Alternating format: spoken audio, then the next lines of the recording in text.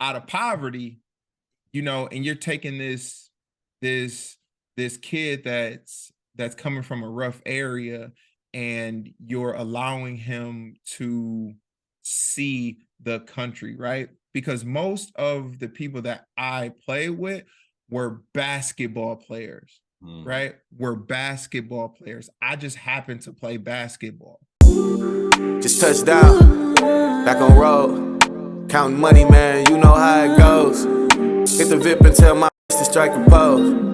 Hop in mode, just touched down, back on road, counting money, man, you know how it goes. Hit the VIP and tell my to strike a pose. Hop in mode. Today's episode of the Barcode Podcast 414 is sponsored by Tony B's Steak Chips, beef jerky that crunches like a chip and tastes like a 5-star steak. Use promo code The Barcode for 25% off at eatsteakchips.com. Coming to the Barcode Podcast, man, my brother, you already know we go way back. Y'all know we was the 1-2 punch back in high school, and y'all know what the fuck I mean by 1-2 punch. But I Playground Warriors, lifer. You know, if y'all know, Javon is PGC for life, man. MILWAUKEE VINCENT alumni. Come on, man. 2005, we fell short, but it's cool. We still alumni. And we got WABASH Valley Junior College. If y'all know where that's at, it's in Kentucky. And we got the CEO of Modern Ventures. Yeah. So y'all give it up for my boy, Javon Campbell. Go ahead. Did I say what up? Yeah. So you did say it right. Everything there was correct. The only thing is Wabash Valley is in Illinois. At the bottom. Yeah. I also forgot to tell you that I did graduate Milwaukee Area Technical College with my electrical construction degree too. So I forgot to add that in there, but you know, a little accolades. It's all love. Yeah, exactly. And I'm so glad you did that, dog. And this is my brother, man. Y'all show him some love. I know y'all ain't see J Cam in a long time, so appreciate this, man. And you know, a lot of people always, man, how Javon been? Well, now y'all about to see how Javon been. But before we get into the show, this is Q Bar. I got some true false questions. And the first one is, men who prefer women with large breasts tend to be less financially secure. 100%. Yeah, true. True. That's true. True. Because they can't focus on getting money because they focus on watermelons. Dog, you answered that so quick, yeah. All right, second one, man. If the world's population of spiders worked together, they could eat every human on Earth in a year. Easily. Damn, it might be less than a year too. Well, you know that I'm an animal dude anyway, Q. Yeah, and that's why I wrote these down. Okay, but that is true, man. Javon 2 for 2, man. Okay, I like that. Now, this one right here might be a tricky one for you, Cam. This is the last one. Right. Answer this correctly, dog. All right. Bet. In 2005, MILWAUKEE VINCENT won the state title. False. That was easy. False. I was there for that. Oh, we were there for that. Yes, we were.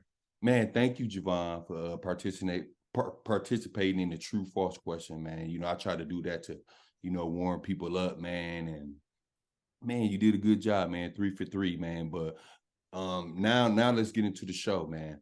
Let the audience know, you know, about your upbringing, you know, where you born and raised from, and who inspired you to play basketball. So I am from the north side of Milwaukee, 2037 North 41st Street. If you don't know, that's 41st between Brown and Lloyd. And my family went over to Garfield also, but that's where I was born, raised. I moved around the city a whole lot because of turmoil of Milwaukee, but mainly that's where my family and my grandma was raised at. on the north side of Milwaukee. And as in basketball just actually happened to just be around. We used to cut out the bottom of milk crates and nail them to like telephone poles and just play, right? And I got over 17 first cousins, right? And I'm the youngest boy. So no matter what, we had to be outside all day, every day. And out of the 17 plus, there's only 5 boys. So you know that we had to do a lot of things to make sure that everybody got out and everybody was safe. But again, when you look at basketball, it was just around and playing on the playground.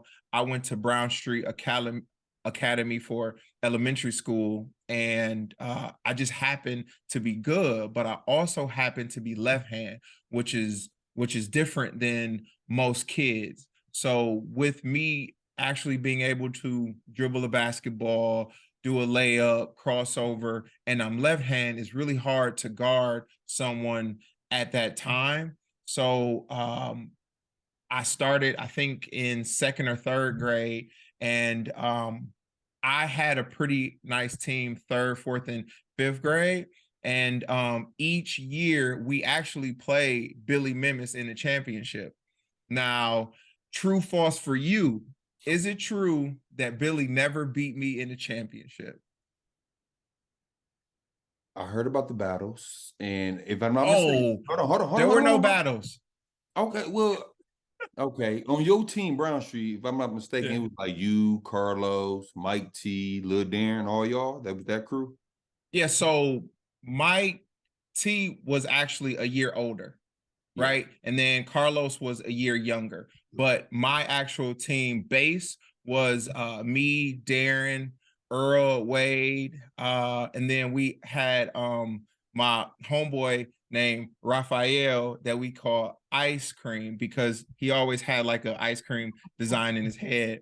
But we also played Queesnum too. So we played Marquise Chambers in the playoffs. He had played for Townsend. We actually played them at the Milwaukee Bucks Bradley Center too.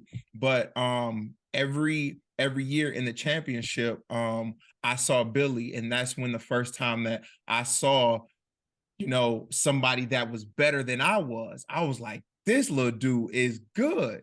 But the thing was is that he couldn't beat me.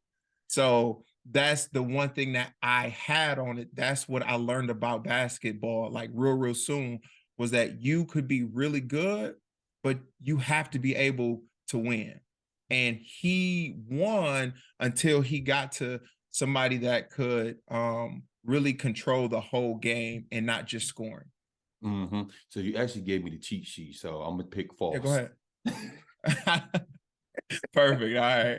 No, but when I left Brown Street, actually, Laura Polk was another reason that I actually kept playing basketball after Brown Street, because she, I believe, was at one of the championship games, and she actually taught at Brown Street. So Billy played with Nick Polk, which is her son, on playground, and then she actually was one of my teachers at Brown Street. So she's like, you guys are going to play Billy, which he already plays with us. I know him. And then every time that we beat them, she would be shocked, like I know Billy, right? So you know, she asked me to come to one of their tryouts, and I did that, and I made the team. And then the rest was pretty much history. But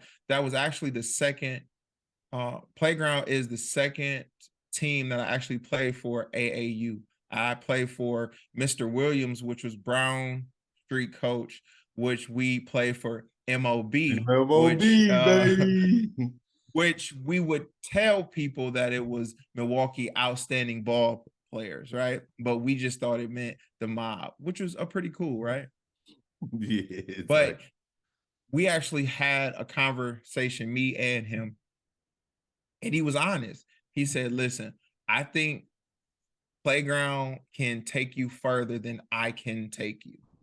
And he was 100%, right? He was truthful. And as a little kid coming from where I'm from, that's all you looking for is the like truth. And he had my best interest at heart. And so I went to play with playground. And the next thing you know, I'm traveling across the country playing basketball. And shit, I'm out of, excuse my language, You good? out of poverty, you know, and you're taking this kid that's coming from a rough area, and you're allowing him to see the country, right? Because most of the people that I play with were basketball players, right? Were basketball players. I just happened to play basketball. So it was different for me because basketball was a part of my life, but it wasn't me. Yeah. And a lot of people thought that I loved basketball. I didn't at all, period. But it kept me out of a lot of trouble, but it also allowed me to travel and see other things. Yeah, for sure. So you being from the inner city, Javon, when you play for this suburb AAU team, Playground Warriors, and now you around different races and mainly, you know, Caucasians, was that difficult for you when you first started playing for the Playground Warriors? Not necessarily, because I didn't really know what races was, because I started so like young, right? But I also have a mixed family. Like my one of my great aunts is pure white, right? And I am of mixed race. My grandmother right here is German, and she's black, right? So for me, it wasn't weird. It was just, it looked like structured basketball. It was different because where I'm from, we hooped, right? We hooped, but these kids were actually learning how to play basketball, you know, basketball on a higher level when you're young. And that's one thing that I wish we could have kept going as we got older, is working out and working on your skills, because that's what we did when we were younger. We had people working on our skills. Then at a certain point, that went away, and we started to be pawns for different coaches. Yeah, that's true. That's true, Javon. So when you get that experience playing for the Playground Warriors, if you can remember, 'cause, you know, it's a long time ago, how was that first experience for you going out of state to play basketball against different competition? So it was actually interesting, because the first place I ever flew was to Las Vegas. It was a Las Vegas tournament, and it was one of the most amazing things I had ever experienced, because I think we flew in at nighttime. So you don't get to see like the scenery, right? You see the lights and everything, and you're like, well, I've seen lights before, right? Which is, you know, cool. But then you wake up and you see mountains, and you're just like, you're amazed, right? So again, for me, it wasn't about the basketball. It was, this is amazing. Okay, now let's go play basketball. Yeah, And it was just basketball. It was different kids, but thinking on it now from when I was little, the majority of people that we play against was not better than we are. Milwaukee guards, Milwaukee basketball players, from what I learned and from what agents and everything have told me, is that we play two sides of the floor. And I just happen to play both sides of the floor at a high level. I So agree. it wasn't weird, but it was just the experience of being out of town and getting away from poverty. Because again, my entire life, that's what it, was poverty. It was danger. It was Milwaukee. When you look at Milwaukee right now in the news, you don't hear anything good. And it hasn't changed from back then. It was just people were doing certain things for other reasons. Now it's expanding because of social media. Yeah, for sure. I agree with that. Now you when you were elementary, you was beating Bill in all these championships. He was the top dog. You feel what I'm Yeah. saying? But Oh yeah, now you for playing sure. AAU with him. Now, did you feel that you was playing in the shadow when you got to playground?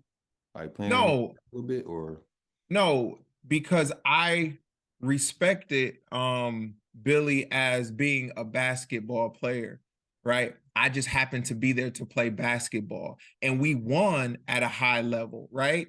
And I knew that he was better than me. So what I did was I rode his coattail. I'm like, perfect. If he shoot and he missed, I'm getting his rebound. And if he passed to me, I'm gonna do something with it, right? Because he could dribble better than anybody that we knew, right? And he could shoot. He was at a high level. You know what I mean? So um as you get older, you got two choices. You're jealous of somebody or you're learning from him, right? And I chose to learn from him, but I also didn't have any jealousy because basketball was his thing. I just happened to play it. That's real shit. That's real shit, Cam. That's real shit. So just fast forward and just tad bit. Yeah, go ahead, go I ahead. want to know why the hell you chose Milwaukee Vincent. So the only reason that I chose Milwaukee Vincent was because I was under the understanding that Rick Stemmick, which was Playground Warriors coach, was going to be coaching us. That's the only reason that I even thought about going to Vincent, as well as Uncle Rick and Aunt Laura. Other than that, it was, I believe I could have went anywhere else and been just fine. Like my grandfather, um, he actually had a best friend that actually was the assistant coach for a long time that coached over at King, and he wanted me to go to King. And right, but looking at it, for me it was about loyalty, right? And I've played with Playground forever and those were my people, so I'm not leaving them. That's not what I do. I lost with them, I won with them, and they helped me grow. So why would I ever change that, right? So in my eyes, I also looked up to Greg Brown, which also played on Playground. I looked up to Deontay Tatum. Another person that a lot of people don't know is Gabe Green. Gabe Green was one of the best defensive players I've ever seen in my entire life. And he taught me a lot of things about angles. He taught me a lot of things about toughness too.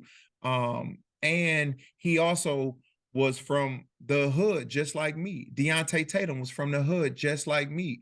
Greg Brown is my family, right? So when I look at these players, I'm like, they go to Vincent.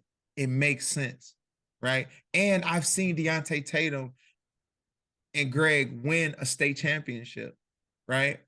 Um, I didn't understand Diener. I still don't understand Diener, but for me, I wouldn't, when I'm looking at it, I wouldn't have seen Diener when I got to varsity. I would have just saw Rick Stemmick, right?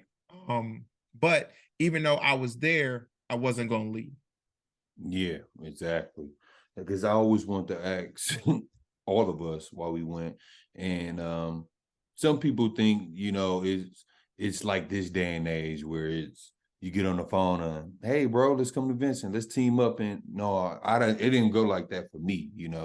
I went there and seen all the gold balls and them winning, and I'm coming out of Grand Avenue and we losing. You know what I'm saying? I'm like, man, I want to win. And I come to Vincent. Oh man, it was Javon. Oh, there go Billy. Oh, Willathon. Like, you know, guys I played against, you know, Yeah. on the middle school level, man. So I always wanted to ask y'all that, and you was the first to, you know, get the question asked. So you choose Vincent, Cam. Mhm. When we was incoming freshmen, we played JV, and we had a stacked team, you know. Y'all play JV. Well, Javon played JV, y'all. So what I'm saying is, Yes. Yeah, Cam, yeah. how good is you? How good of a player that you are, right? Mhm. You go into Vincent and you don't get much playing time. What made you stay there? And like how did you like? And I know earlier you said that like I just knew how to play basketball, but everyone knew how talented you were. You didn't find like no frustration at that time, like why the hell I ain't playing? Like, you know, I'm coming to practice every day, I'm competing. You know what I'm saying? No, I knew that one, my freshman year, we were stacked. Like we had arguably the best JV team in the country, right? But when I look at it, I was just waiting for the summer. Every time that I played for Vincent, I was just waiting for to get back into the summer leagues, as in Playground Warriors, right? Because I knew for for me that my coach ultimately was going to be Rick Stimmick. So I wasn't frustrated. I mean, I was a kid. I was a like teen. Yeah, I want to be out there, you know, because basketball fun. But again, just being at Vincent was fun. So, you know, it wasn't a big issue for me. I wanted to be out there more, but they didn't think that I was ready. So I couldn't I wasn't in the position to question them at that time. And later on, you'll see when I did decide to question them, when I was good enough, I will explain how that tumbled everything. Yeah, exactly. So I knew, all right, so you was waiting for the summers. Well, Mhm. first of all, you know, like I said, you played JV. Javon didn't get much playing time, y'all, okay? But you were waiting for the summers, Cam. And Correct. now I'm coming to the AAU trips. I'm playing half, Wisconsin Scholars and Playground. And Mhm. now I'm seeing a whole different Javon Campbell than what I see at Vincent our freshman, sophomore year. Now, you play some of the top players being on the Playground Warriors. And for those who don't know who them players are, share it because you went to big tournaments, you played against big time players who were some of the tougher players you had to guard while you was on these AAU trips waiting for the summer. Well, I'm not naming them because I still don't think that they was better than I was. But no, but we played guys like Al Horford, Byron Eaton. We played guys like Booby Gibson. We played guys like who was some more? Then we played Um, Corey Brewer.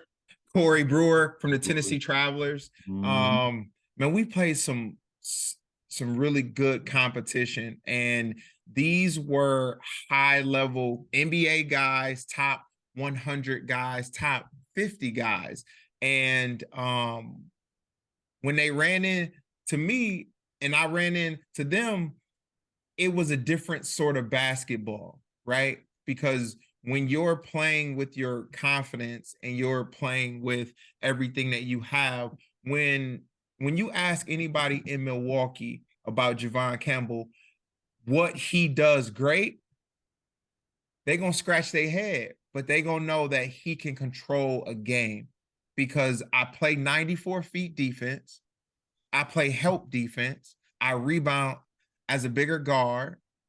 I also can go get a bucket. Junior and senior year, no one in the state got to the bucket better than I did. No one, I agree. right? Also, when you look at it, arguably there was nobody that had better on-ball defense than me in the state at that time, right? Agree. And when you go out of town, I feel like I fell into a trap where I dialed down myself when I came back to the city. When I was out of town, I got busy. you know, and then I would have people ask me like, yo, why don't you play like that at Vincent? Well, what people also have to understand is that for each coach, you are a chess piece. For one coach, as in Rick Stimmick, I was a bishop, I was a knight. But for Tom Diener, I was a pawn. At one point, I was a rook, right? Until I questioned something and then I became a pawn. So, you know, when you look at Summers and you look at Winters, they're two totally different Javon Campbells. But then you also look at warning leagues. You also look at these other places, and Javon is a different player. I got my name from the different style of basketball outside of Vincent, and people just happen to come see me at Vincent. Ooh, that's some real shit, Cam. Ooh, I didn't think about that. That's kind of like shit. If you ask me, our what, 7-8 man rotation, that's how it was. We was different in the summer too. You know what I'm saying? So Yeah. Oh yeah. Um, I believe we had 8 guys that could literally start throughout the city on any team.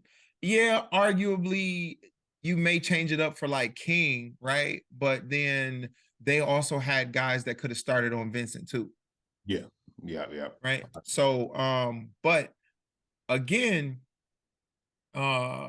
different coaches, different styles of basketball, and we had a lot of hoopers and not necessarily people that knew how to play basketball. I agree.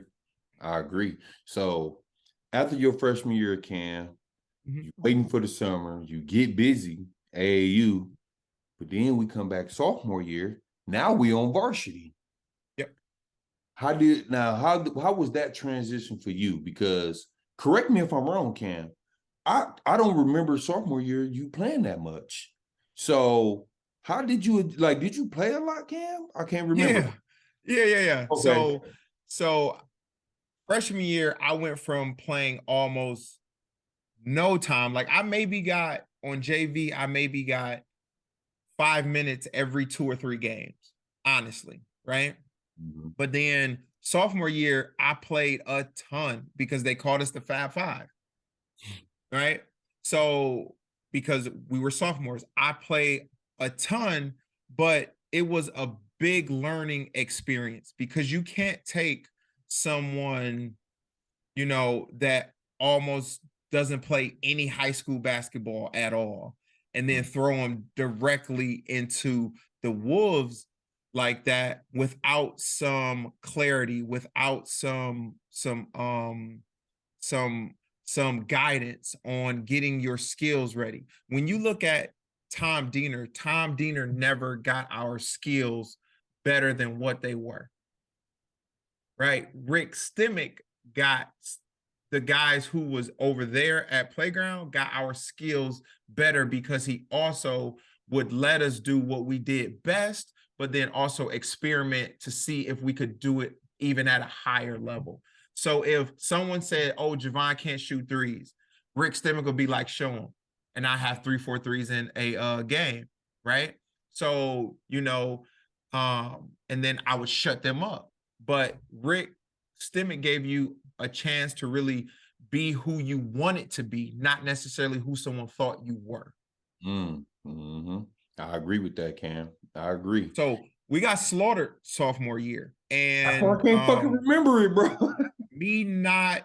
So I actually appreciated Billy sophomore year, even though I believe Billy Billy left after freshman year, right? He left, but remember he came back because we was going Yes. to Hawaii. So that actual summer when we had summer league for Vincent, right? We won our summer league championship, right? And people didn't think that we were going to win because we didn't have Billy. Mm-hmm. So right there, I believe is another reason that I think Billy came back because he saw that we could win without him, honestly, right? And when I look at how Tech was, I think Billy was better fit for Tech. And after Billy left, again, for me, basketball was a loyalty thing, right? I just happened to play it. And when he left, that was like, well, he's not loyal to us. He's only using this for himself. While Uncle Rick and the Vincent staff is like, we're a family, we're a family, do this for the family. When in all actuality, when you look at Billy, Billy wanted it for himself. So with him coming back, I didn't trust him anymore. So I didn't care if I played with Billy anymore, because I also didn't play with him in the summer. He didn't play for Playground anymore either. Yeah. I had Joe Higgins, right? So Joe Higgins was one of the first times that I really saw what a point guard really was, right? Billy, in my eyes, was a 2 guard, but he was just shorter. But Joe Higgins opened my eyes up like, oh, this is a point guard. Give me him. Give me him, right? But Joe also showed me how I could be a better guard, a combo guard. And that sophomore summer, I got busy. We got busy through, the summer leagues. But I don't think it really transitioned over when we got back, because now we had Billy back and it was confusion. So we didn't really know what we were supposed to be doing. Yeah, exactly. Wow, Cam, you dropping it, bro. I'm gonna keep 100. You talking your shit. I love it. But so again, I was on that journey with you.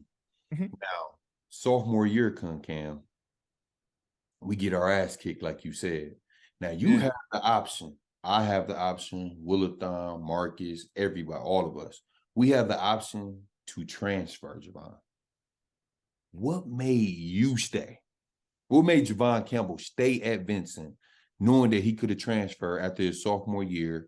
And I know deep down inside you felt like you was on a leash with Tom Diener. What made you stay, though? It all goes back to, I play basketball. I wasn't a basketball player. So me transferring would have been about basketball, and that's not who I was. Like, I'm a loyalty person, and my friends are also at Vincent. And 9 times out of 10, anywhere that I would have went in a city, I would have went into a school where I already had beat somebody friend up, right? So it's a matter of, do I stay with my people that I know that I'm not leaving, right? Because it was more than basketball, right? Like, when we left out of school, it's all of us. Again, when you think about it, Billy didn't hang with us outside of basketball. He didn't hang with us. So there was a disconnect also that trickles back up on why we didn't win senior year. Yeah. But I'll get to that. But me staying at Vincent was also because I thought that Rick Stemmick, again, at some point would be coaching us.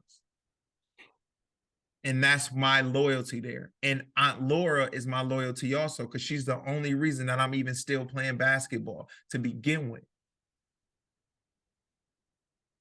So for me transferring for basketball, that's somebody that's not me. Javon, you know why I was just staring like that and thinking? What?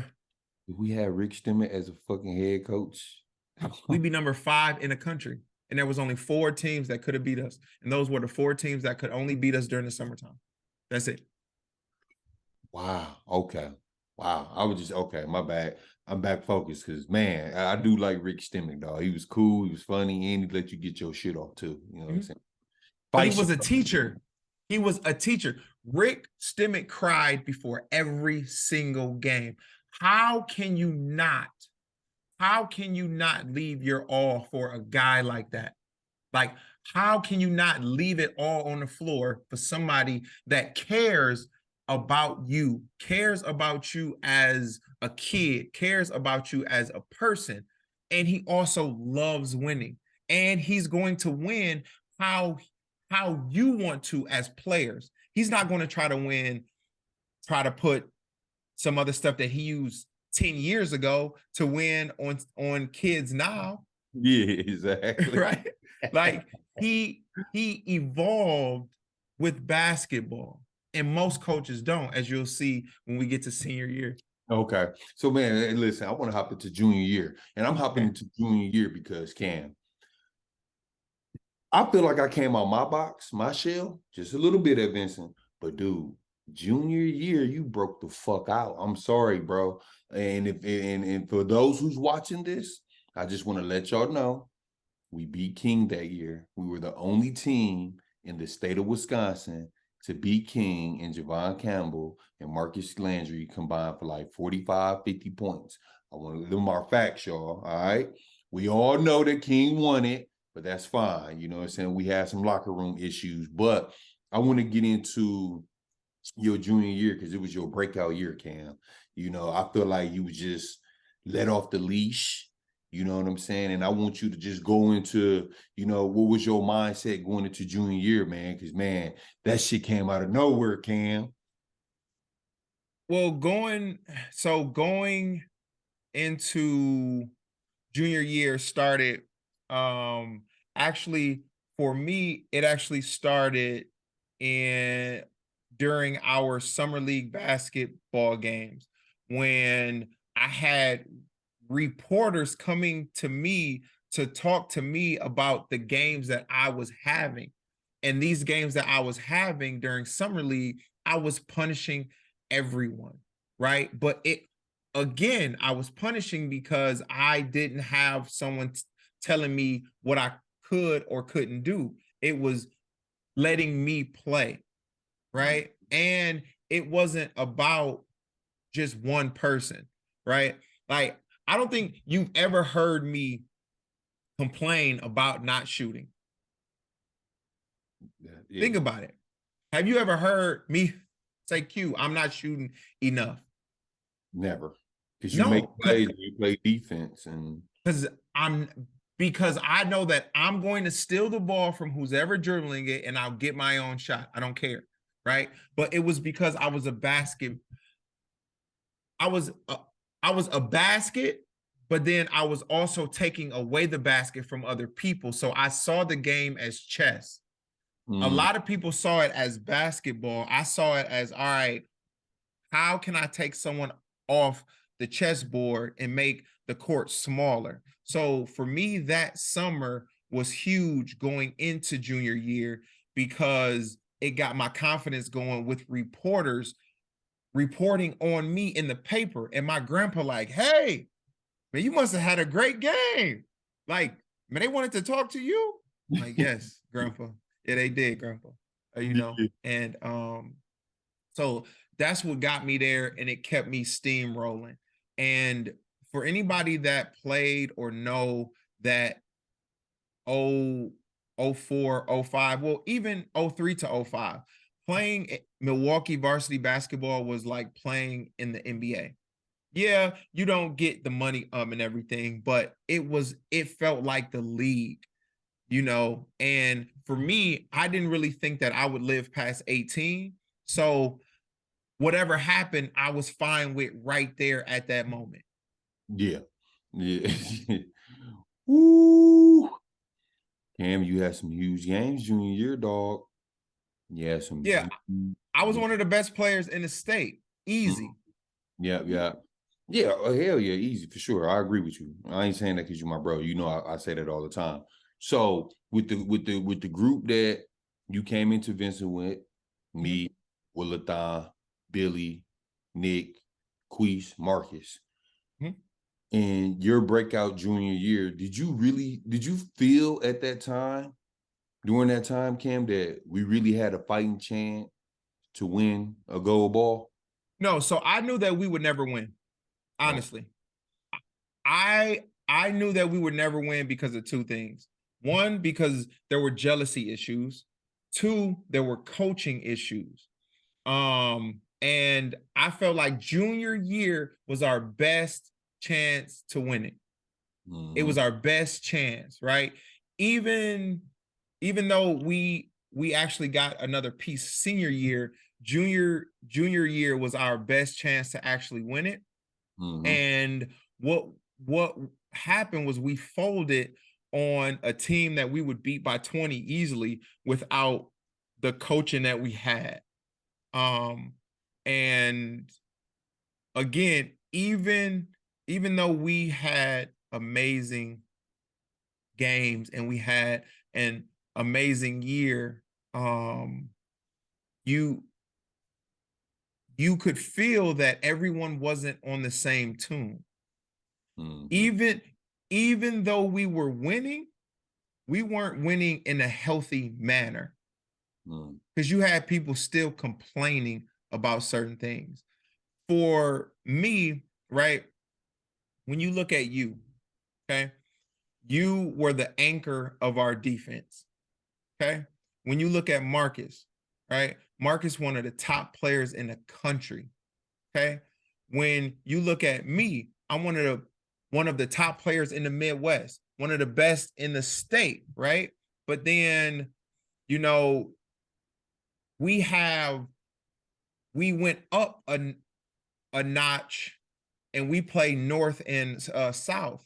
But then you have Billy, which I love Billy to death, but at that moment, everybody surpassed what he was doing. Billy still played east to west basketball. Everybody else was playing north to south. And then Billy also wanted to control the ball more. And that's also why we couldn't move it a whole lot later on. But when you look at it, then you had Will. Will, awesome scorer. Will could hoop. Will could get a bucket, right? But when you look at Will, when you say Willathon boys, you be like, Will left hand and he right hand, right? But anybody else at that time, what else could you say about Will? Will could get a bucket and he played with his left and his right hand, right? Will was J.R. Smith, come off the bench and go crazy, right? But then go right back. But I don't think Will wanted that role. I think Will wanted to be in that spotlight. I think Will needed to be in that spotlight to really understand what it was like. And then Queese, I was always mad at Queese because I knew Queese since we were in middle school, and I knew Queese could shoot, and Queese could shoot at a high level. And I just don't think Queese shot enough. And I think that he should have shot more, period. And I think that's why he didn't play as much as he wanted to, because he didn't shoot more. And I should have had those conversations with him, like, shoot, bro. But again, we were all kids. We were all young, right? But when I look at it, in the summers, I got completely busy. So people that thought I got busy junior year in the city should have saw me outside of it, because it was on a different level, right? But again, I didn't have any long-term goals with basketball. Again, I didn't think that I would live past 18.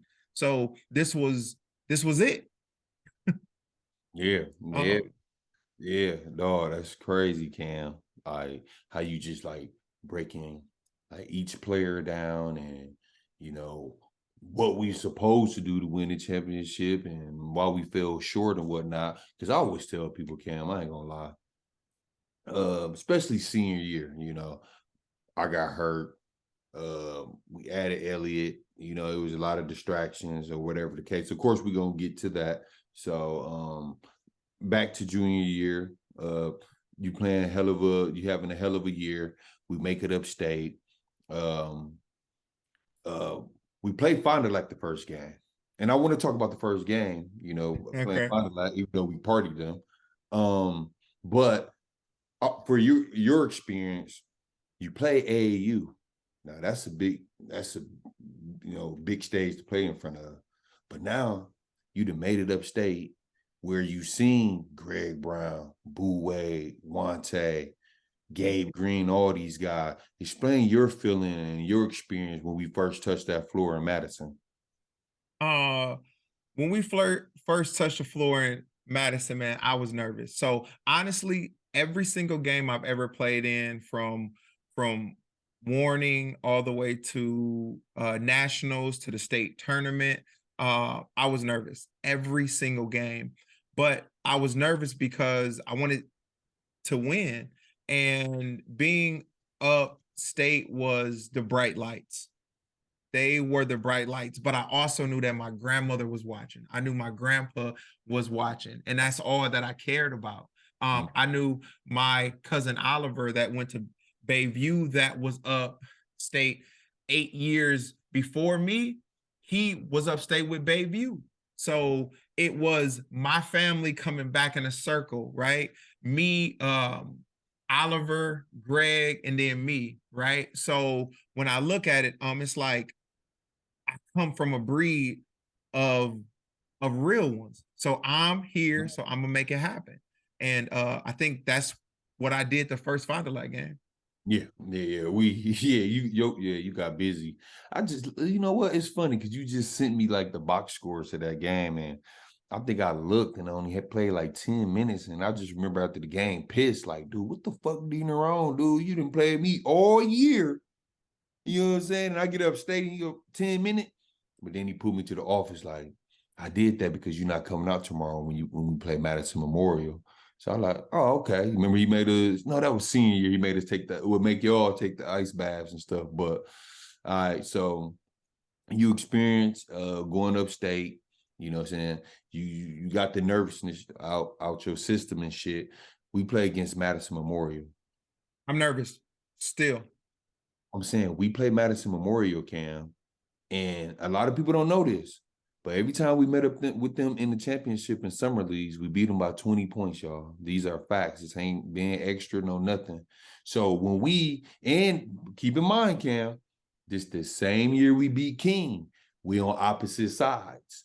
Now, I'll remember this, all right? I remember looking past Madison Memorial. Like, oh, shit, it's about to be 2 city conference teams. Like, oh, we about to play King in the championship. Did you overlook Madison Memorial? No, again, I didn't think that we would ever beat them because I knew exactly how Diener wanted to play them. When he said that we weren't going to be pressing them, and the only time that we beat them was when we pressed. The only time when we went out of town and we won at a high level was when we pressed. But we did man-to-man press because we could play defense, right? And every time that we played Madison Memorial, Tom Diener got outcoached 100%.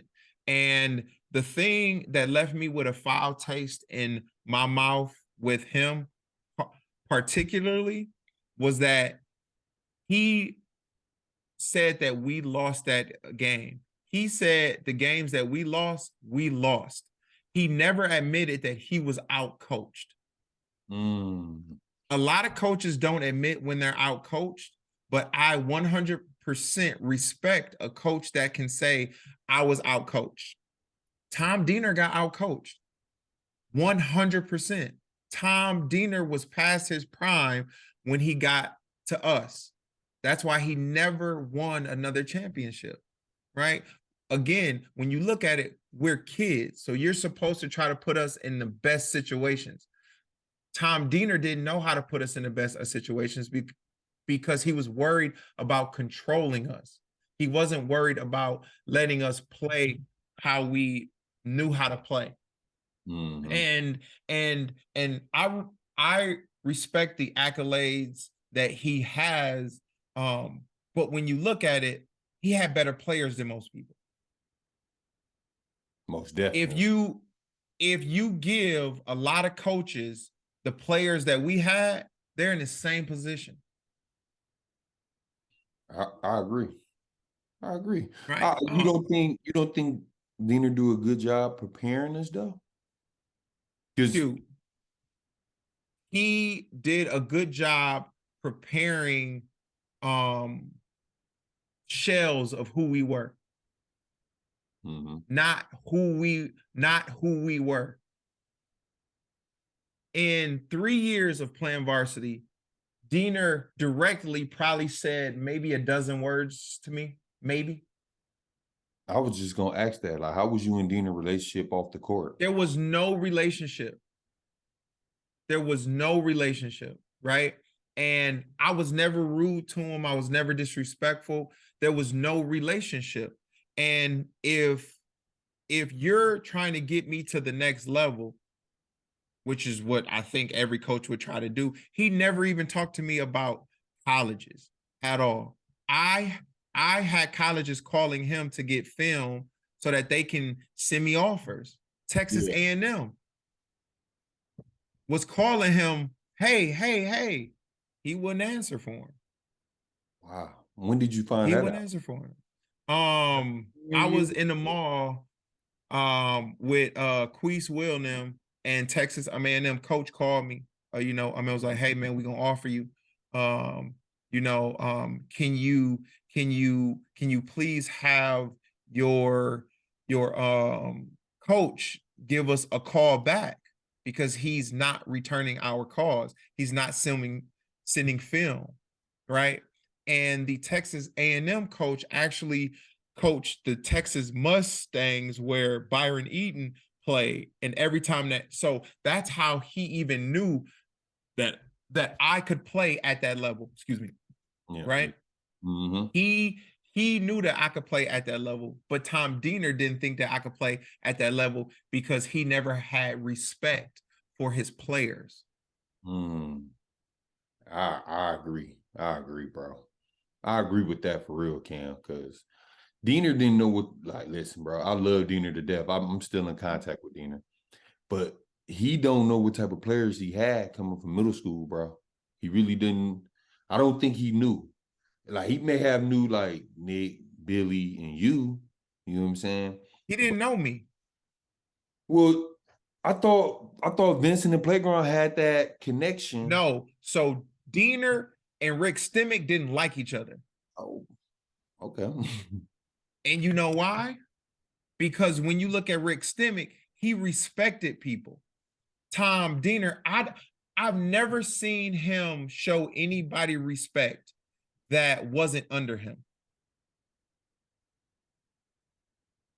If you were at his level or higher, he could give 2 wins about you. Yeah, exactly. And Rick Stemmick was higher than he was. We had Nike on because of Rick Stemmick. At Vincent. At Vincent. That's the only reason, because we played on the Nike circuit. And you know why we played on the Nike circuit? Because we had some of the best players in the country. Yeah. And guess who was a part of those players? Marcus Landry, Joe Higgins, Willie Howard, Javon Campbell. But when you, like, Diener even minimized Marcus' game, and people don't even understand that piece. People only saw a small piece of Marcus. I wanted Marcus to go to UConn, but that's another story. But I do too. But he minimized Marcus' game. I think he minimized DG game, right? Like, I think he minimized so many people because he was scared of them getting bigger than the organization. But when you look at it, players are bigger than the organization, because the organization only is alive because of the players. That's true. That's it. Period. So when people say, oh, there's no one player that's bigger than the organization, that is a lie. Yeah. And that's because your mind is so small that you don't understand what the long game is. Right? Mm-hmm. Like, players have to build the organization for it to even be one. That's true.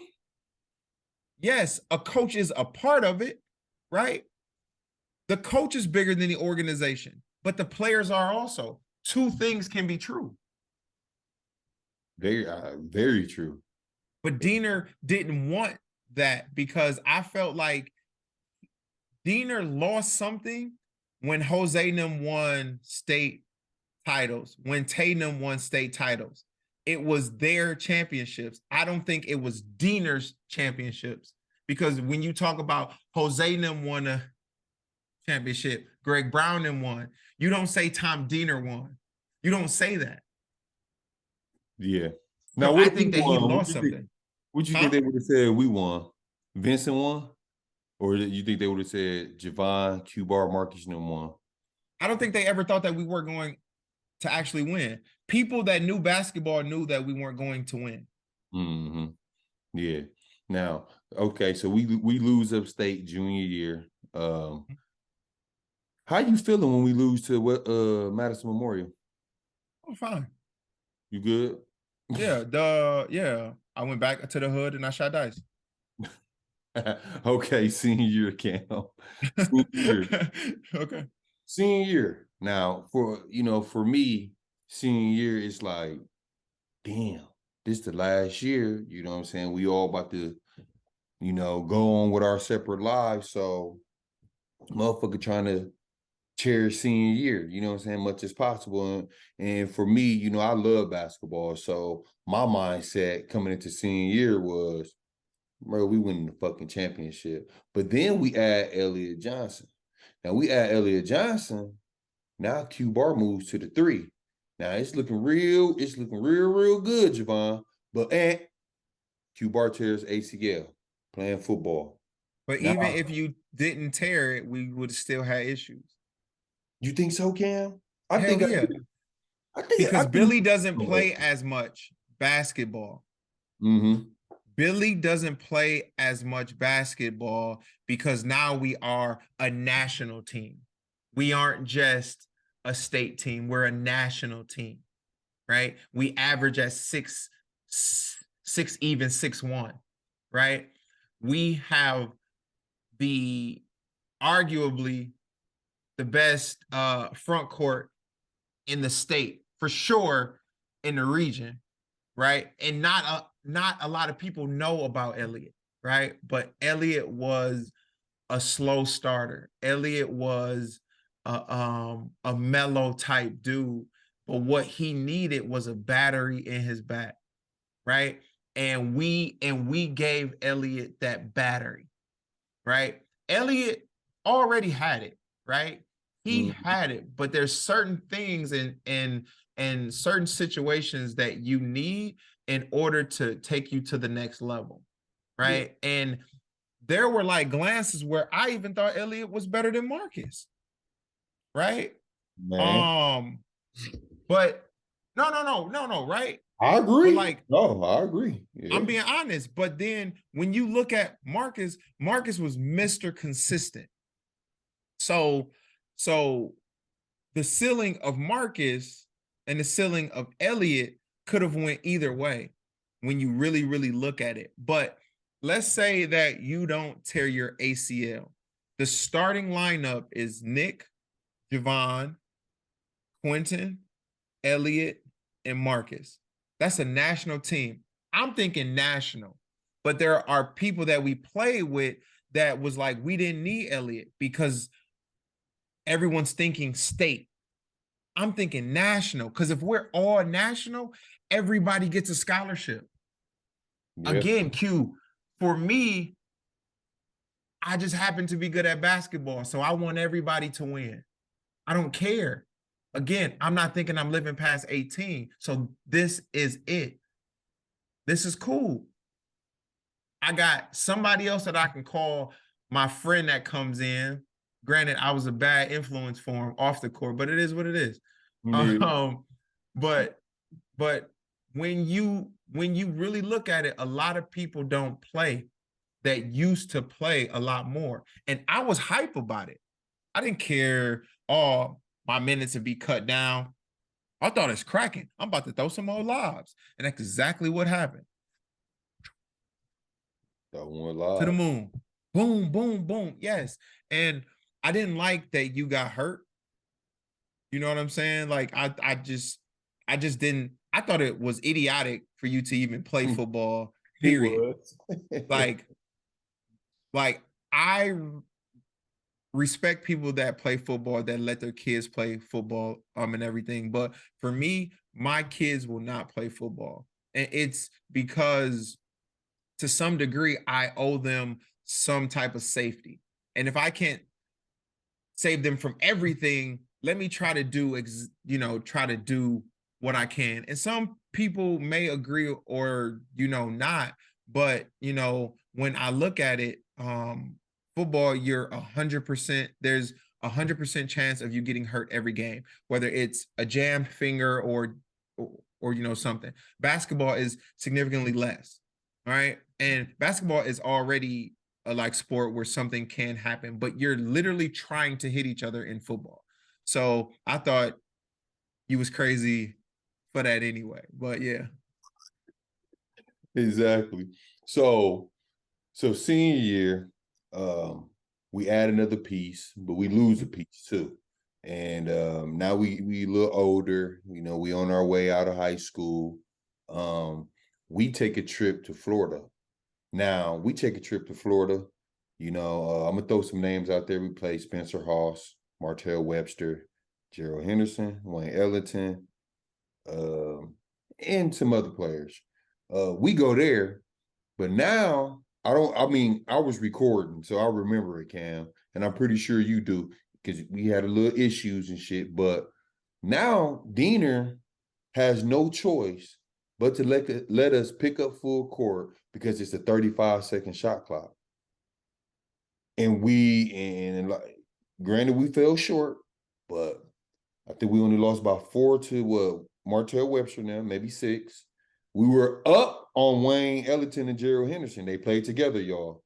We were up at halftime by like 10. Who was Wayne Ellington lighting up, though? Who was he lighting up? Oh, who was that? No, for real, let me know who. He was like Will Up. He was like Will Up? Bro, he was smacking them trays. Smack. And then they put me in and that stopped. And then they take me back out. Hey, rain on me. Yeah. So like I said, you was going through some like Javon versus the coach senior year, where you were getting kicked off, coming back, getting kicked off, coming back, and going through that. So I had never gotten kicked off. I didn't get kicked off. Okay. I actually quit. So that year, a lot of things happened with me, but a lot of things happened with the integrity of Vincent basketball. And this is why I say that, because when you look at all of us coming back for that year,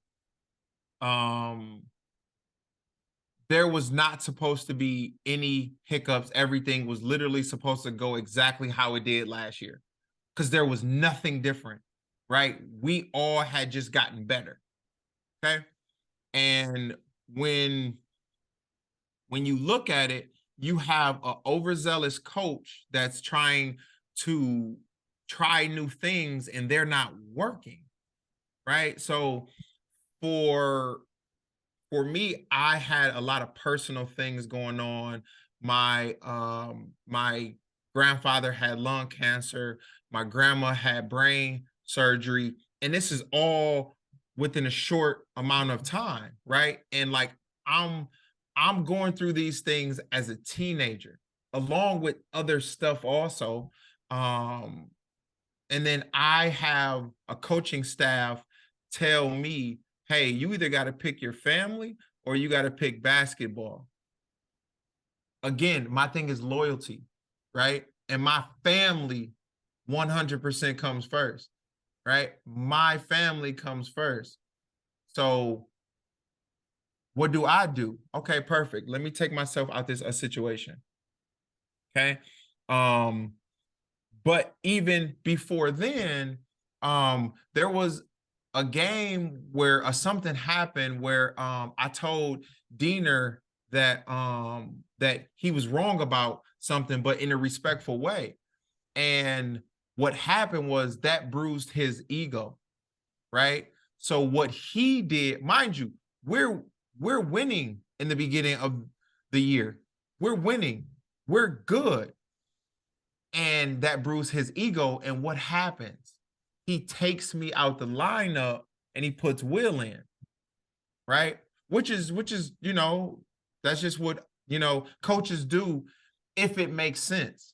If that move makes sense, there's no issues. But if we're winning and there's nothing wrong with what we're doing, you're changing it because you want to assert your power, meaning that you feel threatened, which is why I lost respect for him, because I'm like, this isn't about basketball for you. It isn't. And if it is, what are you doing? Because you're trying experimental things that don't make sense. And then when that change happened, we started losing. They went down to Illinois with John Shire. John Shire. You remember that, right? So I didn't play. And what happened, Q? John Shire had 30. John Shire had 30. And I've played John Shire before in the summer with Playground. And we cash apped him. Like, when you look at senior year, every game that I didn't play that was at a high level that I was needed, we lost. Or when I did play and I didn't play double-digit minutes, we lost. Right? So people can say that they deserve to start, that they were better than me. But if you're better than me, then you win at a higher level than me. And that didn't happen. So people can sit back like, oh, Javon, I was better than him here. I was better than him. How? How, Sway? Yeah. Right? And like Bayview game, Vincent lost versus Bayview. I didn't play. Oh, King. We lost to Kings. Q. I played 7 minutes.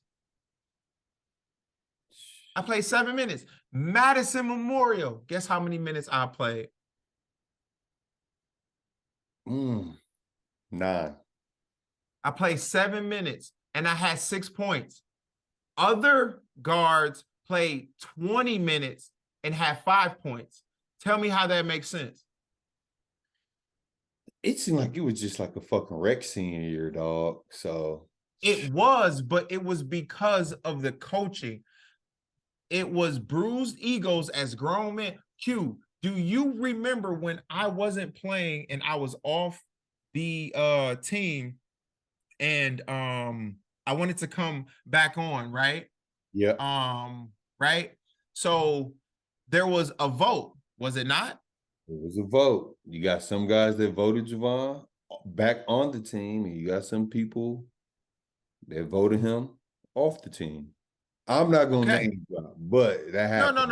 No. Yeah. So I don't personally know who voted for me to come back and who voted for me not to, but that got me back on, right?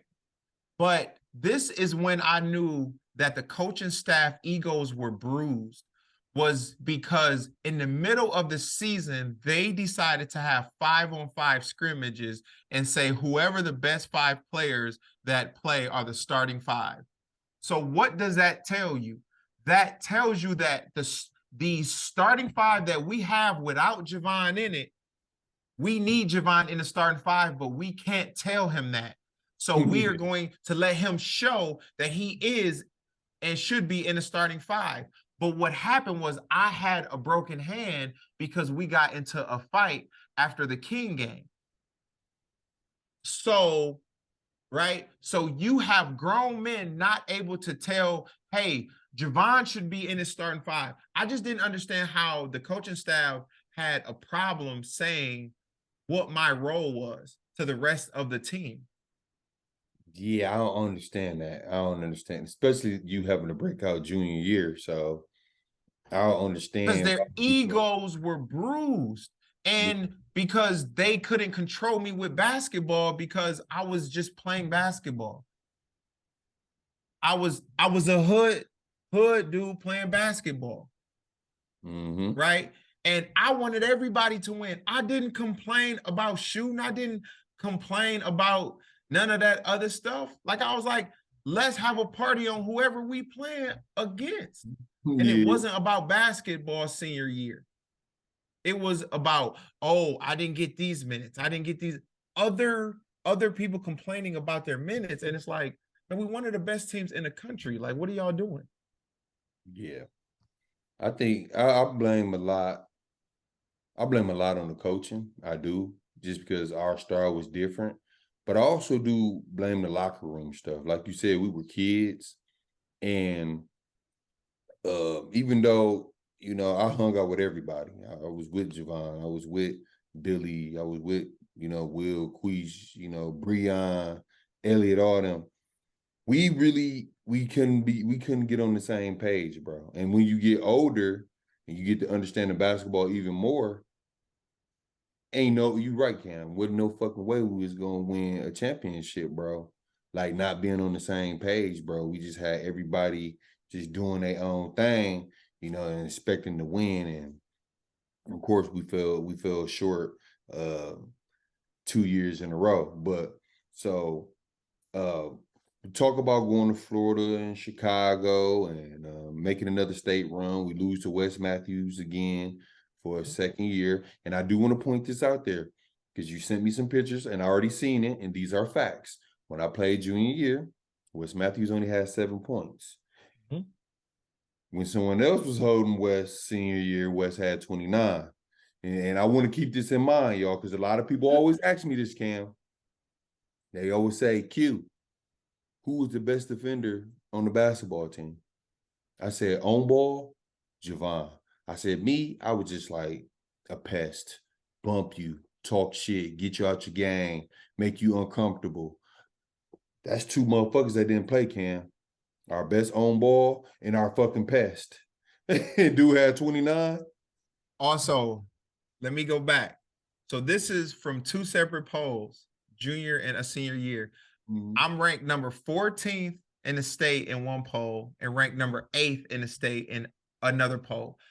How doesn't your top 20 guard play more than 7 minutes in major games? That it doesn't make sense. But it's because the coaching, and then you also have other players on the team that in their mind think that they're better, right? I'm only giving facts. Now, if somebody's ranking was higher than mine at my actual position that was on my team that should have been out there, kudos. But if you weren't, I'm sorry, fellas. Y'all got to chill out. So, hey, listen, Q. It's just my passion talking. Yeah. Sorry. Oh, come on, baby. We be vibing out, baby. You and your brother podcast, baby. You know what I'm saying? So okay, we lose senior year, we graduate, and you don't go to school right away, Cam. No. I actually went to Milwaukee Area Technical College. Well, no. Whoa. Let me back up. I forgot about this.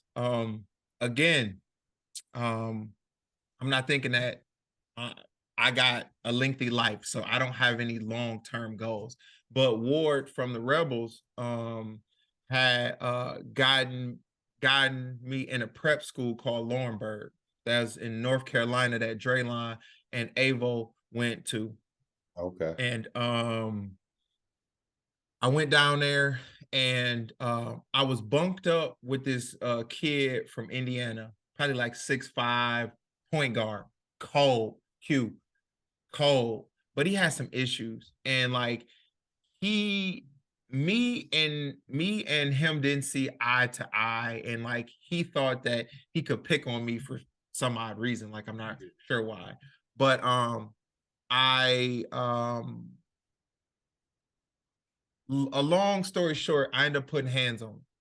Okay. And then after that, I just caught a train home, and you know, I went to Milwaukee Area Technical College. I graduated there because I liked electricity. Okay. And but I would actually play pickup games down at UWM and with other guys that were playing overseas and everything. And I actually had a chance to go to an overseas camp down south with Boo Way, Shawnee Mack, and Dave also. And at the camp, we went down there and we tore it up. Like, we just outright tore it up.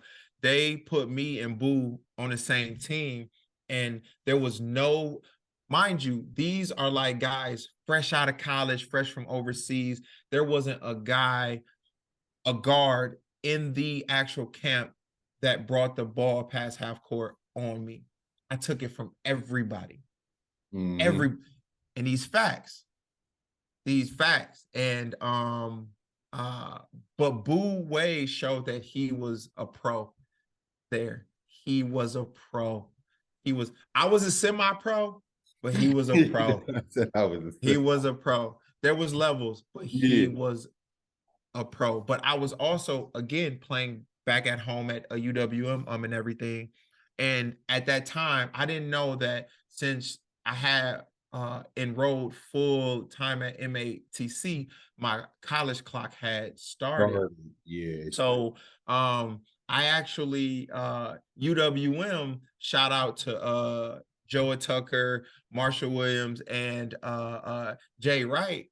UWM was gonna offer me because I was down there kicking their ass. Straight up. Shout out to Rick Franklin too, because I used to actually get in with Rick, tearing it up down there. Again, people in the city look at me, you know, and they can't name to you what I do better than anybody else. But at the end of it, I win better than other people. Period. If it needs to be a bucket, I go get a bucket. You need a steal, I go get a steal. You need a rebound, I get a rebound. Somebody having an issue on the court, I go talk to them. Hey, we solid. Like, no, nobody's taking the ball from me. I don't have flashy handles, but I think I can name five times in my life somebody head to head took the ball from me. I gotta be in that. Boy, I gotta yo, I'm in that, y'all. Listen, Javon, it's your podcast. It's your podcast. Go ahead. And so out of respect, I'm going to say that, Q, there is a possibility that you may have tipped the ball while I was dribbling. First of all, how your finger? Didn't I break your finger like passing you? Yeah, you broke my finger with a terrible pass. That's why you want a point guard. Gotta get them hands ready, dog. My hands is down like this. No, but so I couldn't go to UWM because my clock was like almost up. But then Marshall had a connect down in Indiana because Marcus' brother Carl Landry had played for a coach down in VINCENT, and then he's a Hall of Fame coach, and he was going over to Wabash Valley. So he said, Javon, drive down there, show out, and you gonna be in. So what did I do? I drove 4 hours down there. I got busy. Then I drove back home, and they like, yo, he gotta come, right? So this is how you know that there's a like God somewhere, where whatever somebody believes in, someone's out there looking out for you no matter what, good, bad, or indifferent, someone's watching out. So I went down there not knowing anybody, and come to find out that Helen Johnson, that went to Washington, was one of the best girls basketball players to ever come out of Milwaukee. And she went to the University of Louisville, right? She was actually coaching down there when I was going down there. And she happened to be one of my sister Tiffany's best friends. And she looked out for me. Like, I mean, so I thought another reason that I went down there was because I wanted to see how smart I was. Again, Q, it wasn't even about basketball. Like, basketball got me in that position. But at Vincent High School, Another reason that I actually didn't go to a D1 was because my GPA. My ACT score was a 22 and a 23, right? So I was smart enough, clearly because of my ACT scores, but I think my actual GPA was like maybe a 1.2, right? Which is terrible. Out of a 4.0, I get a 1.2. But for me, I knew that I wasn't dumb. I Mm-hmm. knew that I wasn't, but the situations that I was in high school, it didn't allow me to show exactly who or what I was in this school work, right? So I said, I want to go to see how smart I am, right? So I went down there and I was a 4.0 student. I was Mm-hmm. an academic All-American, Phi Theta Kappa, right? Honor society, right? And when you look at it, um, for me, that's all I needed. I just needed that to make sure that I was who I thought I was. And we ended up making it to nationals. We ended up making it to nationals, and I had a bad knee. If I didn't have a bad knee, I believe we would have won nationals. But I actually played with a kid by the name of Nick Wiggins, which is the other Wiggins' older brother. Andrew Wiggins, that's in the Which league. is Andrew Wiggins' older brother. Yeah.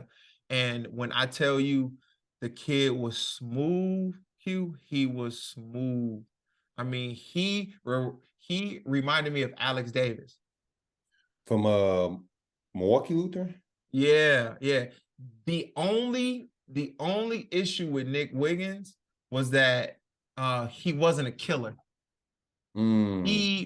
He would play around, like he would play around, like he have 20 and be out there giggling and everything, rather than having 40 45 and we done with it, Mm-hmm. right? But smooth, like silky smooth, man. And he could shoot the tray. He had a 15-footer, like he could do it all. But he didn't rebound or play a defense either. Yeah. But but you know, I had a bad will, right? And I still got a top junior college to nationals, and we ended up seventh. Uh because we also we lost to Indian Hills. Oh. Yeah. Um, but those experiences taught me a lot about people. You know, I didn't get a lot um out of basketball besides learning about people, which helped me a lot in the business world also. Um, but looking at basketball, man, I really think people need to look at a expression called deliberate practice, Mm-hmm. um, because it shows and it tells people that you need to focus on something drastically in order to get extremely better at it. And if you don't focus on it, you won't ever get better at it. Yeah. Right. Yeah. Damn, So that's dope, Cam. And what year did you go to this school, Wabash? I think I left Wabash in 2012, 2013, because I had knee surgery, I think in 12 or 13, one of those. Mm-hmm. Now, would you So get? I was like 20, 23, 24. Yeah. As a like official freshman, so I was focused also. You know, I didn't go to parties and everything, like I was like really doing schoolwork. Yeah, that's good, Cam. Now, you graduated from MATC. What did you wind up majoring at Wabash? Business. Oh, in business. Okay, okay. Yeah, so like again, right, basketball wasn't the end all be all for me. I just happened to play basketball and I learned how to really read a lot of people, and it put me in a position to understand different types of people, like alpha guys, beta guys wishing they were alpha guys, guys that I knew would succeed at life, guys that I knew were going to be bums for the rest of their life, guys that would complain and would complain for the rest of their life, guys that really went to go do it. But a lot of people, basketball players in particular, we have this thing where we play to the level of our competition. Mm-hmm. And a lot of us do that in life, right? Rather than getting up at 5 and going to work on your body or work on your craft, you'll get up at 6, but then you'll be up an hour later goofing off and then wondering why you're in the same position. That's facts.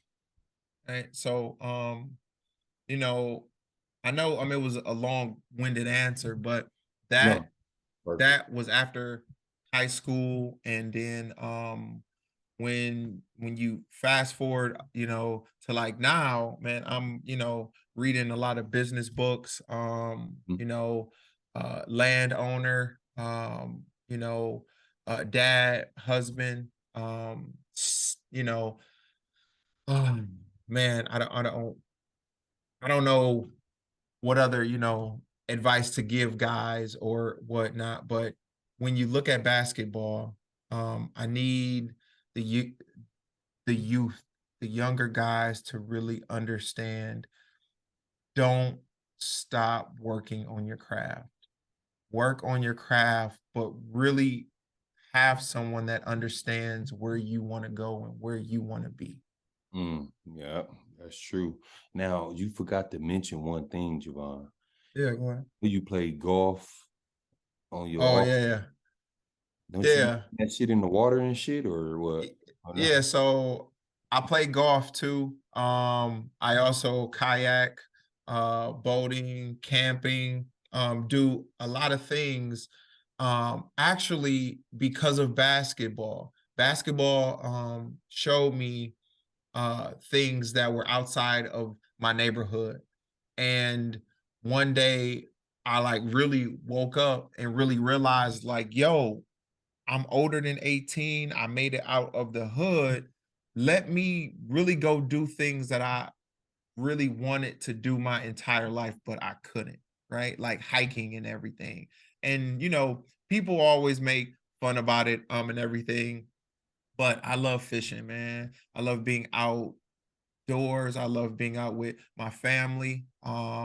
And any time I can get away from the city, I will. And I love being on the water also. Golfing is super dope too. Okay, cool. That's dope, Cam. And then I want you, I ain't gonna have you for too much longer, bro, but I do want to get into Yeah, go your, ahead. you the CEO of Modern Ventures. Modern Ventures. I Yeah. got it. Modern Modern Ventures. Ventures. Yeah, Yeah. I want to get into that a little bit, when you started and what's your goals and what's the future, with the Modern Ventures. So I've had many companies, Q, and I've also went bankrupt before too, right? And a lot of people, when they become successful or semi successful, whatever successful looks like, they only tell you, a like small piece, like this is how I got there, but they don't tell you, like, yo, I done tripped and I done fell a lot. I done went bankrupt. I done, done a lot of learning by paying a lot, right? So um Modern Ventures is an idea that everybody can be free by passive income, right? You buy properties, you lease them out, you also can manage your own money, right? Everyone wants to be a millionaire, but they can't even manage a $3,000 budget, right? You got guys that still play pro basketball overseas or not overseas, and they got other people looking out for their money, but they don't even know where they'll be in 10 years because somebody else is looking out for their money because they don't understand their books. Right. So when you look at Modern Ventures, where I want to be in the next 10 years is I want to have a property um, for each kid that I have. So if I leave this earth, they will have something in their name that they're getting revenue generated for until they decide to be 18 or 30 and they want to sell it or they want to live in it, right? So it's pushing pushing wealth forward by means of real estate and passive income. Yeah, damn, Cam.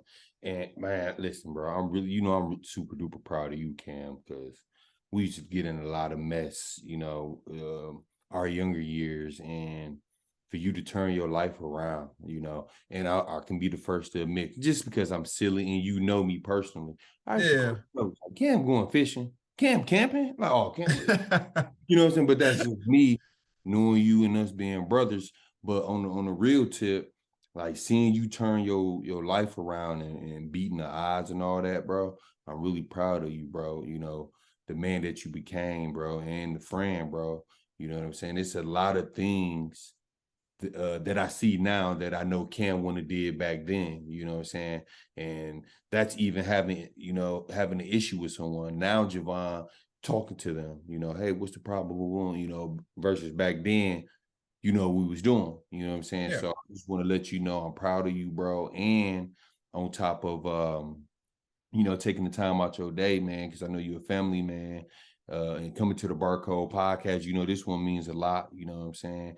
And people always want to, like, how will it done, how Javon, and I'm reaching out to you guys picking up, man, and I appreciate you, you know what I'm saying, pulling up, man. So that's dope, Oh man. yeah. Yeah.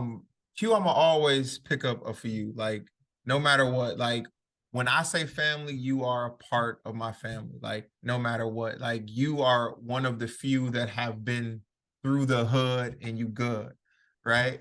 Hold on, Cam, man. What are you on, bro? Come on, bro. But you know, coming from where I come from in Milwaukee, I don't think a lot of people understand that there's life outside of it. When I look at Milwaukee, it's a city. But once I figured out that I wasn't dead or I wasn't in jail, I didn't really think that I became a real man until I was 28. I was an adult a long time ago, but growing up in Milwaukee, when you don't have a father and you come out of the crack era, you know, it's it's really tough to learn how to be something that you've never seen, right? You've got all these people telling you to go to college, but why? They never went to college. So how you gonna tell me to do something that you've never done? So you want me to be the test dummy to see if it works, right? And for for me, I tell people do not listen to someone that hasn't done it. But if you find someone that's done it, do nothing but listen. Listen to what I'm saying. Do not listen to someone that hasn't done it. But when you find someone that has done it, do nothing but listen. That's cold. That's a slogan on the shirt, Cam. Real talk, bro. And a lot of us in Milwaukee don't listen because we think that we have all the answers, and we don't. I don't even have all the answers. Rick Stimick to this day is a business mentor to me. That's dope, bro. Right? So again, when I talk about the passion of people that I respect is because I know that I can call them and not even talk about basketball and say, hey, you know, I need help on this idea. Like Marcus Landry. Me and Marcus were riding horses in the wintertime. You know, I was helping him um um uh move hay, you know, in his barn. We were gonna go sight in our rifles to go deer hunting, right? So it's like things like that that more people need to be open to, you know, and not so much these small-minded, flashy things in the world. Just really understand who you want to be, not who you are. Don't look at who you are because you may not like it, right? A lot of people can look in the mirror and they can say, dude, you are the best. You are the best. But they can't look in the mirror and say, you a douchebag. You are a terrible person, right? When all of us have done bad things, right? But it doesn't define you, right? If you get one speeding ticket, does that mean that you're a criminal? The answer is no, right? If you get into one fight, does that mean that you're a head case? It's not, right? And if someone wants to label you that, that means that you're around the wrong people. Yeah, that's true, Javon. That's true. That's So true. thank you for letting me on your podcast to even, you know, spit what I am spitting, tell my truth from how I saw it, and just also be able to speak on it from a person that wasn't so divulged in it that I could actually see it. Yeah, that's true, Cam. That's true. I like that. So two things, Cam, and then I'm gonna let you go. The first thing is I want to know the top 3 players that you had to defend before. Who was just that them 3 motherfuckers like, damn, I gotta bring my shit. This motherfucker got some game. Vance Fields, uh, Vance Fields, Aaron Brooks, and Byron Eaton. But I want to add a fourth in there. Okay. Can I? Yes, sir. Joe Higgins. I like I that. used to guard him in practice also with Playground, but Joe Higgins is probably the best point guard that I've ever played basketball with. Yeah. Hands down. Okay. I like that. Now, And no disrespect to other point guards, but Joe Higgins hands down has went to war with me with top 5 players in the country, and we came out on top. And there's nothing that anybody can tell me about Joe Higgins that's, oh, he couldn't do this. He would have 5, 5, and 5, and he'd have the W. yeah, I'm already knowing. I love Joe. Joe was hard nosed. Nobody knew. Yeah. So last thing, Cam, I'm gonna name 10 players, but I'm gonna pair them up, and you pick. All right. Yeah, go ahead. Yeah. Can I explain or no? Yeah, if you want. I mean, everybody. Yeah. So And it might be harsh, but okay, go ahead. No, Dupree Fletcher or Draylon Burns.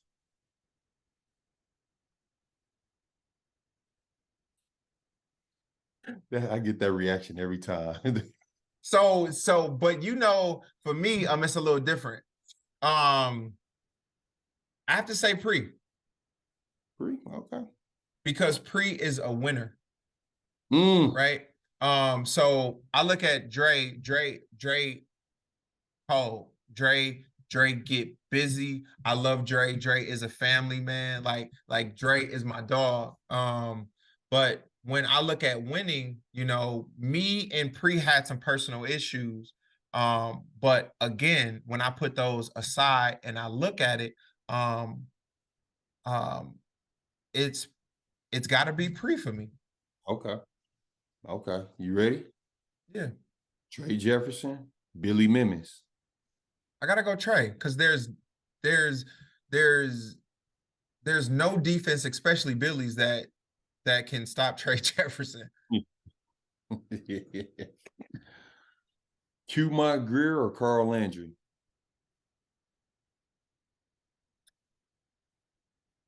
For me, I gotta go Carl.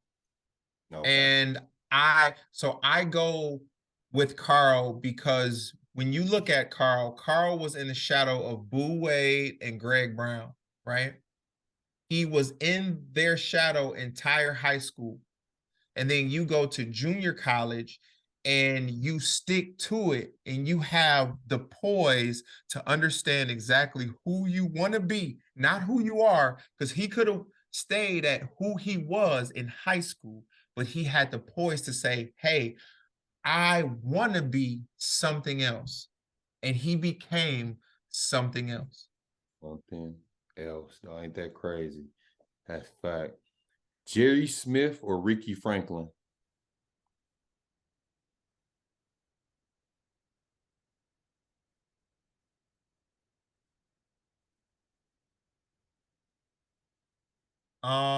This one I think is a lot tougher for me because if I thought Ricky Franklin loved basketball just as much as Jerry, I would say Rick. But I think Jerry was God made Jerry for basketball. For sure. For sure. Right. So but that's also that brings up something. So I have to say Jerry because Jerry is dedicated to basketball. Right. I'm not saying that Jerry's more talented. I'm saying that he's more dedicated. So Jerry's dad found out what deliberate practice was, right? Jerry's dad had a kid that was big and strong. And what he did was he specifically tuned things that would get him successful, right? That's why I love when like kids have a father that's overzealous, that knows how to get their kid to the next level, like the Ball brothers, like I'm losing my train of thought here, but the Clay, right? Thompson. But then, right, like when you look at it, these guys' fathers were in their life, they were interjected, and they said, I know what's going to take. And they saw what it took to get them to those next levels, right? And when I see a kid that has a father that's really in tune with who his kid is, I know that that kid is going to be successful, and not necessarily just with basketball, but with life, because he's teaching him how to be a man, right? And he's making him get up when he doesn't want to. And when his dad doesn't want to get up, he's making himself get up and his son, to show his son that, listen, I love you and I appreciate you, but I also have to show you how to be a man 10 years, 20 years down the line. Yeah, that's cold. And Jerry, yeah, Smitty dad is definitely a wonderful man. Yeah, yes, he is. All right, last one. Deontay Garrett or Dwight Bikes? DG. Okay. So when I look at Dwight, I look at Dwight as a scorer, right? Dwight is a scorer. Dwight get buckets, right? But when I look at DG, I look at DG as a point guard. They both play the same position, but I look at DG as a point guard. I think that DG can control the game in a more well-rounded aspect than Dwight can, right? Like I've seen Dwight get busy in that space, but I don't think I've seen him control a game without scoring. And for me in Milwaukee, everybody thinks that you're the best because you can score the most points, right? So like when you said Billy or Trey Jefferson, right? I don't think that Billy can stop Trey Jefferson from controlling the game. I agree. right? So I don't think that Dwight can stop DG from controlling the game, but I do also think that DG will let his foot off the pedal, and Dwight will probably have 30. Yeah. Right. So it's one of those things, but I think I have to go with DG. Okay, cool. Man, I like them comparisons, man. I like who you pick. You know, I always get them faces like, oh, snap, Q, this is a good one. Like, man, but I might have to make a video for everybody reaction though when I do that. I've been thinking about it. But my brother Javon Campbell, aka J Cam, aka Vonnie, aka Vonnie Cam, man, thank you so much for coming to the Barcode Podcast, baby. We out. I love you, baby. Tell the family I said hi. Yes, sir. Just touched down, back on road. Counting money, man, you know how it goes. Hit the VIP and tell my to strike a pose. Hop in mode.